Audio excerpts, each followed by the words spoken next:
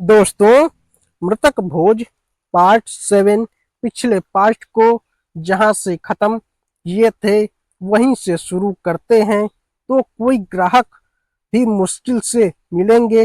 लो दही और लाओ दही की बात है।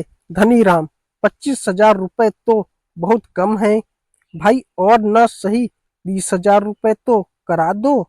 छोगेलाल, 30 क्या, मैं तो 40 करा दूं, पर कोई ग्राहक तो मिले।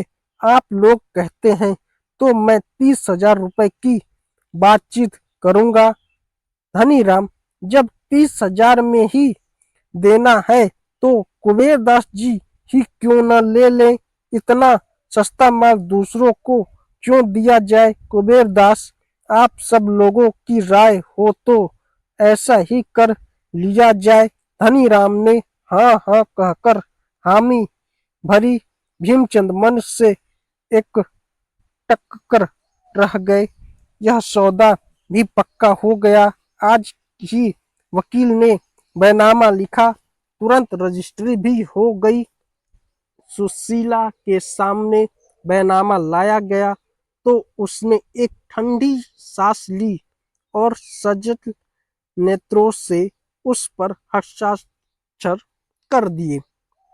अब उसे उसके सिवा और कहीं शरण नहीं है। बेवफा मित्र की भांति यह घर की सुख के दिनों में साथ देकर दुख के दिनों में उसका साथ छोड़ रहा है। पंच लोग सुशीला के आंगन में बैठकर बिरादरी के रुक्के लिख रहे हैं और अनाथ विधवा ऊपर झरोखे पर बैठी भाग्य को रो रही है।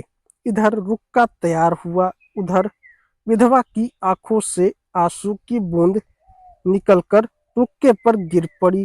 धनीराम ने ऊपर देखकर कहा, पानी का छींटा कहाँ से आया।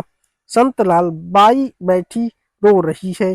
उसने रुक्के पर अपने रक्त के आंसुओं की मोहर लगा दी है। धनीराम ऊंचे स्वर में, ओ अरे, तो तू रो क्यों रही है बाई, यह रोने का समय नहीं है।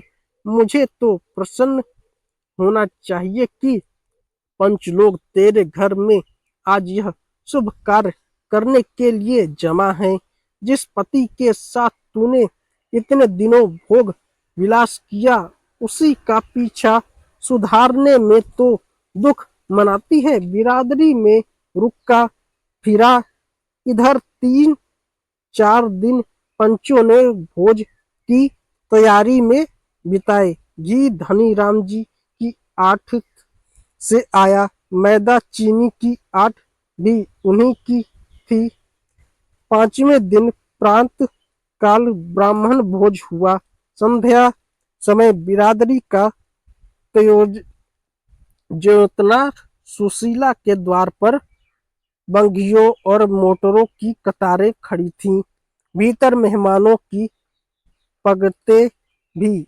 आंगन, बैठक, दलान, बरोठा, ऊपर की छत, नीचे ऊपर मेहमानों से भरा हुआ था। ऐसी कहानी सुनने के लिए मेरे चैनल को सब्सक्राइब करें और इस कहानी का अगला मोड़ जानने के लिए इस कहानी के साथ जुड़े रहें। और मेरे चैनल को सब्सक्राइब करें, वीडियो को लाइक करें और ज़्यादा से ज़्यादा लोगों तक इसे शेयर करें।